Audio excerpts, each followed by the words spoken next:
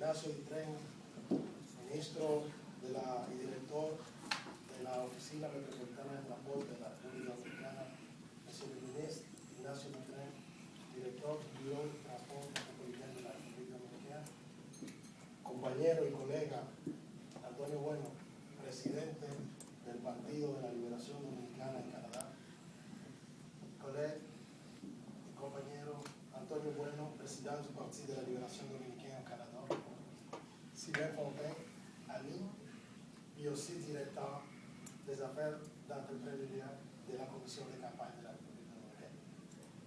Seigneur Marcel Bissot, ça nous fait vraiment plaisir de vous avoir connu aujourd'hui.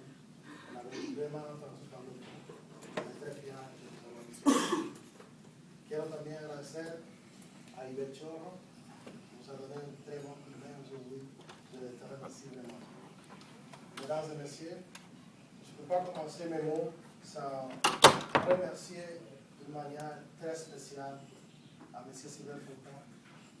Tel comme elle avait mentionné au début, il a tombé en amour à la République dominicaine, sa femme est ici, mais je vois aussi qu'il a tombé en amour avec le pays, avec la République dominicaine.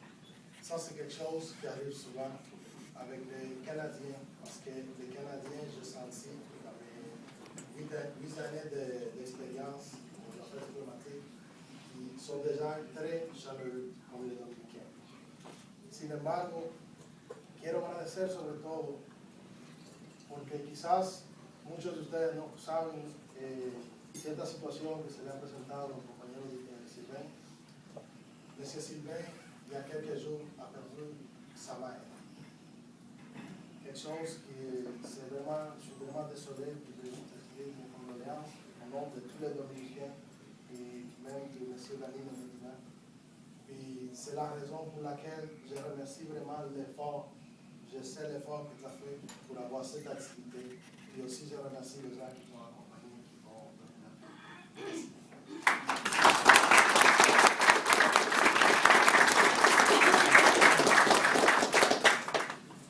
Aujourd'hui, normalement, je parle de politique. Je vais faire peut-être plus en français. On a mucho más en francés. Estoy asumiendo que los dominicanos están hablando francés. Alors, je vais aller plus en français qu'en espagnol. La République dominicaine. Comme vous voyez là, ça c'est notre drapeau. Vous avez une photo de la République dominicaine. Pour les gens qui ne savent pas exactement où se trouve, vous pouvez voir le petit point rouge derrière moi, ici. Ça c'est l'île. Côté ouest, Haïti, côté est, la République dominicaine. C'est de ce pays-là qu'on parle, puis on espère vous faire une petite présentation. Pas trop long, ça va être très bref, et j'espère que vous allez aimer ça. Ça, c'est la carte de la République dominicaine. Peut-être de loin, vous ne pouvez pas voir les petits villes. Il y a Santo Domingo, ici. Normalement, on connaît plus les villes touristiques, comme Punta Cana, Puerto Plata, Samaná. Ce sont les villes qu'on connaît le plus. Cependant, il y en a d'autres, comme Santiago, que Marcel a mentionné. Il y a aussi une petite ville qui s'appelle Moka, très importante pour le Canada. C'est très important pour le Canada, car plus de 80% des Dominicains qui se trouvent au Canada viennent de cette petite ville-là, Moka. Alors, salut à tous les Dominicains. Adiós, Moka. San Francisco, Canada.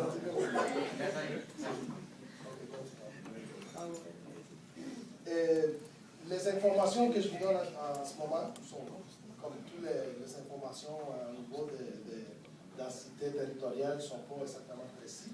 À niveau dans le mentionné au début. La République dominicaine compte avec plus de 9 millions d'habitants. 9 695 000 d'habitants fixes. Là, on ne parle pas de tourisme. Le tourisme, c'est environ 4 millions additionnels qui rentrent à chaque année. Une semaine, 2 semaines, ça c'est temporaire. La superficie de la République dominicaine, c'est, comme on a dit, environ 49 000 km². On a soulevé 700 c'est plus précis. La religion, c'est catholique. la langue officielle, c'est l'espagnol, même si en ce moment, plus on commence à parler l'anglais, puis même au 8e degré de la primaire, on commence à nous donner une petite classe de français.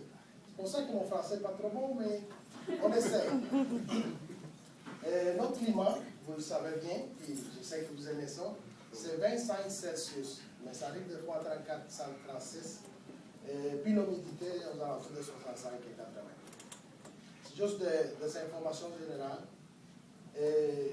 Normalement, je ne parle pas de ça dans les présentations pour l'homme d'affaires. Cependant, il y a quelques jours, je connais une personne qui m'a dit qu'on a un potentiel en République dominicaine qui n'a pas été exploité. Ça s'appelle l'Alimar. L'Alimar, c'est une pierre, en 1979, a été nommée comme une pierre fine. Puis vous ne pouvez pas trouver ça au Canada ou aux États-Unis. Vous la trouvez juste en République dominicaine. Il y a 3 ans, en Italie, ils ont trouvé un petit gisement, mais encore dans toutes les informations que vous pouvez trouver, vous allez voir que c'est juste en République dominicaine. Cette pierre-là, tant que ça soit plus foncé, je dirais, c'est plus, la valeur, c'est encore plus. Alors, je n'ai pas le drapeau, mais les côtés sud-ouest de la République dominicaine, c'est là qu'il y a un gisement de cette pierre. Il y en a partout, mais là, c'est que se trouve le plus grand. On appelle ça Barahona. C'est à cet endroit-là. En relation avec le Canada, je pense que c'est ça qui nous importe le plus. Vous avez le Canada qui s'engage à défendre la justice partout au monde, les relations, le respect, puis promouvoir la démocratie. Ça, c'est quelque chose qu'il faut actuellement avec la République dominicaine. Il y a des très grands investissements du Canada en République dominicaine. En fait, cette année, on a fêté la 51e année des relations diplomatiques avec le Canada et la République dominicaine. On veut dire que ça fait déjà 51 ans qu'on se promène ensemble. Qu'est-ce qui s'est arrivé dans ce temps-là?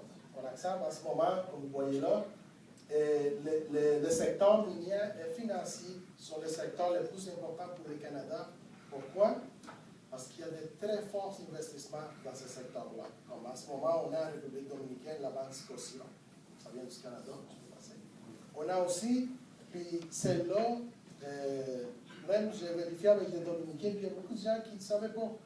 Mais le plus grand investissement en ce moment pour un pays étranger, c'est le Canada qui l'a fait en République dominicaine. On parle de plus de 3 milliards de dollars d'investissement faits par Barrick Gold et Goldcorp. Goldcorp, ils ont 40% des actions.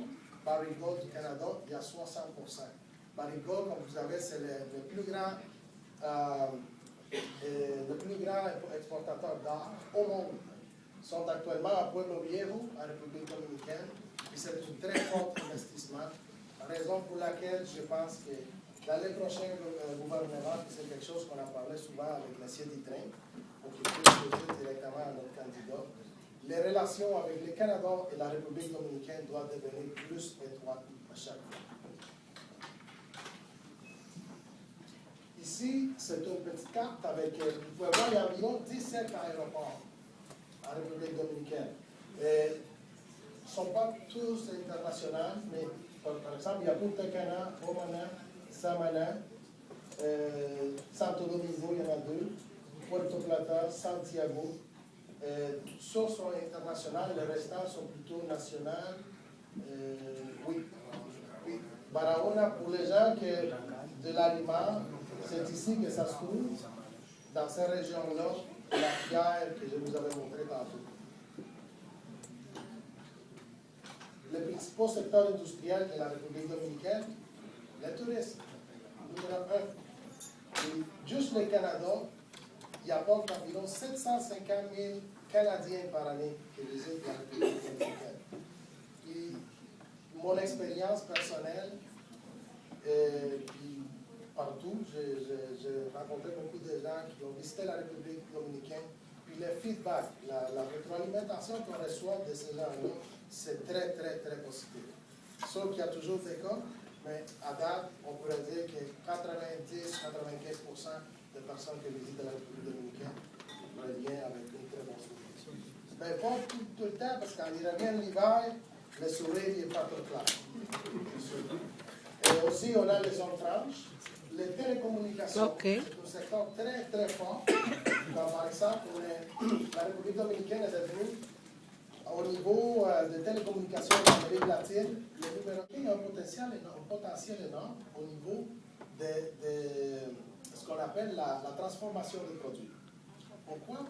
La main-d'œuvre, c'est tellement pas cher que pour n'importe qui, c'est plus facile de pouvoir s'installer en République dominicaine, amener une année de crise mondiale. Puis, dans cette année-là, comme vous voyez, les États-Unis, il y a eu moins 2,6, le Canada, moins 2,8, l'Allemagne, moins 3,5, France, 5,5, tout ça négatif. Il y a juste la Colombie et le Pérou. La Colombie est arrivée à 0, Pérou 0,9. Dans cette année-là, la République dominicaine avait atteint 3,5 positifs dans une année très difficile. Ça veut vraiment dire le côté stabilité qui représente notre gouvernement. Ça fait 8 ans qu'on est... Ici, je fais un petit tableau aussi. Ça, c'est l'objectif du gouvernement de Danilo Medina. Moi, je dis toujours qu'il y en a 5. Vous allez voir pourquoi ça a été. Mais ces 4 secteurs-là, c'est le secteur qui va prioriser. Comme le tourisme, comme je vous avais dit, juste le Canada, 750 000 Canadiens par année, et partout au monde, environ 4 millions. Lui, il veut rendre ça à 10 millions. Mais qu'est-ce qui arrive avec ça?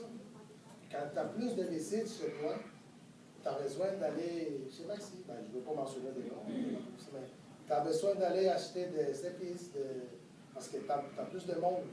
Alors, l'idée de M. Medina, c'est qu'en augmentant la quantité de touristes qui arrivent en République dominicaine, on est capable aussi de créer de l'emploi pour les Dominicains. Parce qu'il va falloir produire pour manger pour tous ces gens-là. Puis on peut le faire dans notre pays. Puis ça va développer l'agro-industrie. Ça va développer aussi les petites et moyennes entreprises, les PME. Puis finalement, augmenter la capacité d'exportation des grandes entreprises. Puis c'est un secteur qui vient tout coller ensemble.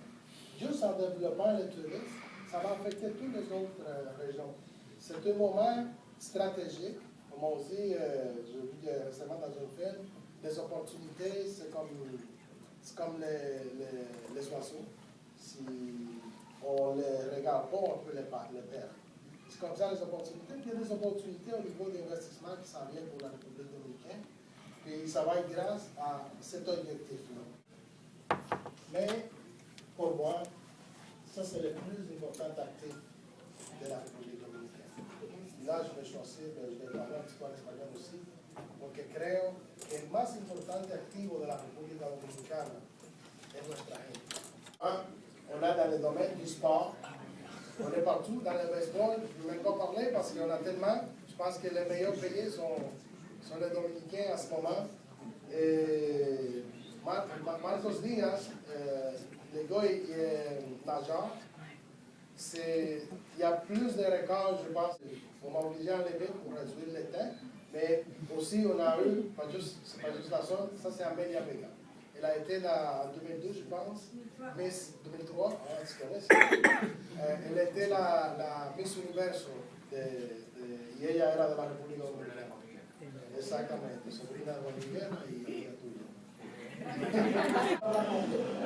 Quiero aprovechar la oportunidad para enviarle un saludo a los compañeros que residen en Canadá, a los compañeros que militan en el Partido de la Liberación Dominicana y a nuestra diáspora de la República Dominicana en ese país. Y decirles que estamos trabajando aquí en el país para ganar estas elecciones, para crear condiciones en la República Dominicana para que la migración sea un acto voluntario de cada ciudadano. Que nadie se tenga que ir por su país por cuestiones económicas, residir, fragmentando incluso su familia por razones económicas. Estamos trabajando fuerte y lo que pido es que tengan la fe y la confianza en el Partido de la Liberación Dominicana. Que iremos al gobierno a continuar lo que está bien, a corregir lo que esté mal y hacer lo que nunca se ha hecho. Ça, c'est c'est un message qui est envoyé surtout aux Dominicains qui ont voté le 20 mai, mais c'est aussi un message qui pourrait arriver aussi aux hommes d'entreprise du Canada, parce que M. Sylvain, je ne sais pas comment est-ce que c'est arrivé la façon, parce que je sais que tu as un sentiment avec Danilo, parce qu'il n'a jamais travaillé pour il n'a jamais fait Goya, c'est la première fois. Puis ce n'est pas parce qu'il est parti, c'est parce que c'est Danilo Medina. Puis une fois, il m'avait dit, il est plus connu avec mon père, mais il m'a donné un conseil. Il me disait, Daniel, dans la vie, puis dans la politique, il n'y en a rien de plus important que la loyauté. Puis ça a expliqué pourquoi il était gay avec mon père. Puis je pense que c'est un message qui devrait s'en aller à tout le monde, pas juste les Dominicains, sinon aussi aux gens qui veulent faire l'affaire avec les Dominicains. Finalement, je vous laisse avec le message que M. Sylvain a traduit. Je l'ai traduit différemment. Continuar lo que está bien, continuar ce qui est juste, corregir lo que está mal, corriger ce qui est mal, y hacer lo que nunca se hizo, de faire ce qui n'a jamais été fait. Danilo Medina. Muchas gracias.